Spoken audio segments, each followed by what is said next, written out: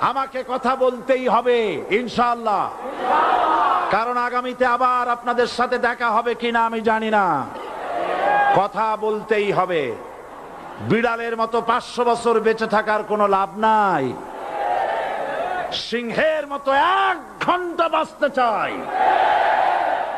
আমি দেখতে পাচ্ছি বাংলাদেশের ভাগ্য আকাশে উত্তর গগনে কালো মেঘ জমা হয়েছে। ঝড়ের পূর্বাভাস লক্ষ্য করছি।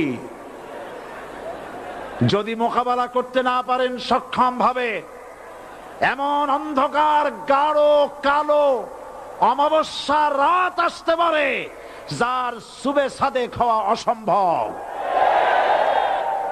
সুতরাং আপনারা কি কাপুরুষের মতো কাফের মুশরিকদের গোলামি করে মরতে চান? বিড়াল